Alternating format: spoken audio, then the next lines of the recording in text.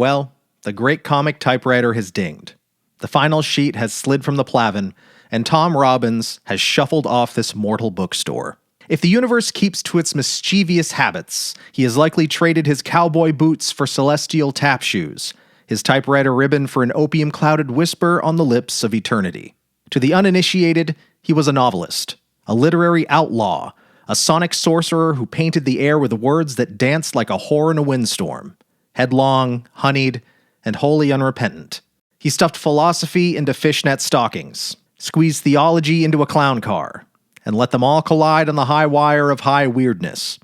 He was a poet who got lost on his way to the monastery and wound up in a New Orleans whorehouse, swapping sonnets for bourbon and wisdom for lust. He dug up sex and shook it free of its Puritan shackles. Let it breathe, let it moan, let it break dance on a church pew while the preacher wiped sweat from his brow and secretly wished he'd been born a pagan. He licked the rim of the existential margarita, threw his head back and howled for the coyote gods. He whispered sweet nothings to the absurd, rubbed the Buddha's belly with one hand, and flipped the bird to convention with the other. But at the heart of all of his linguistic acrobats lay a singular obsession: transformation. That was the game. That was the racket. That was the holy neon-lit, jazz-riffing, absinthe-soaked reason he wrote. To shed skins like an oversexed rattlesnake. To take the stories humanity had been given, run them through a kaleidoscope, and spit out something wilder, weirder, and more wonderful than the bastards who came before him ever dreamed possible. Now, the ink in his earthly cartridge has run dry. His bones, which once boogied beneath the constellations, will return to dust, but his words will do the Charleston across the tongues of poets and degenerates, lovers and lunatics, seekers and sinners for as long as humanity has the good sense to keep reading. So pop the cork, shake your ass, kiss the lips closest to yours, and tell the stars a dirty joke in his honor. After all, death might be the final chapter, but eternity is just a goddamn rewrite. And somewhere, somehow, Tom Robbins is ready for another draft.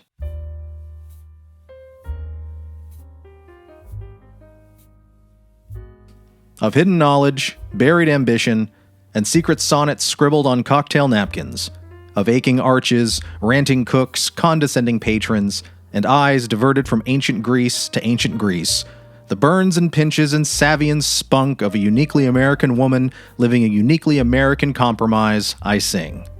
I sing of the genius waitress. Okay, she's probably not a real genius, but she is well educated. She has a degree in Sanskrit, ethnoastronomy, Icelandic musicology, or something equally valued in the contemporary marketplace. Even if she could find work in her chosen field, it wouldn't pay beans, so she slings them instead. The genius waitress is not to be confused with the aspiring actress waitress, so prevalent in Manhattan and Los Angeles, and so different from her sister in temperament and IQ. As a type, the genius waitress is sweet and sassy, funny and smart. Young, underestimated, fatalistic, weary, cheery, not happy, cheerful. There's a difference, and she understands it. A tad bohemian, often borderline alcoholic, frequently pretty, though her hair reeks of kitchen and bar. As independent as a cave bear, though ever hopeful of true love, and, above all, genuine.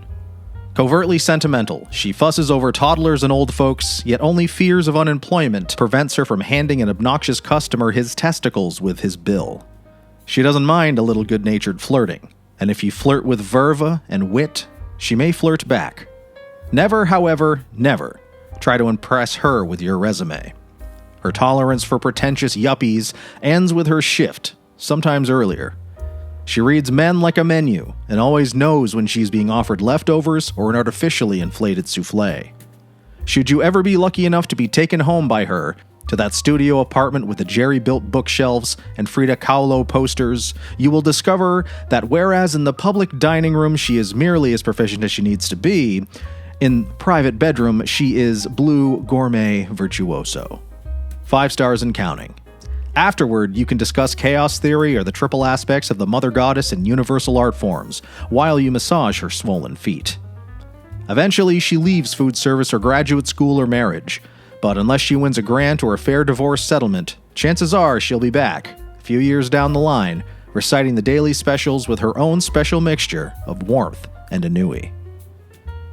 Erudite emissary of eggs over easy, polymath purveyor of polenta and prawns, articulate angel of apple pie, the genius waitress is on duty now in hundreds of U.S. restaurants. Smile at the ready, sauce on the side. So brush up your Schopenhauer, place your order, and tip, mister, tip. She deserves a break today. Of her, I sing. This was The Genius Waitress by Tom Robbins. First published in Playboy, 1991. Thank you for listening.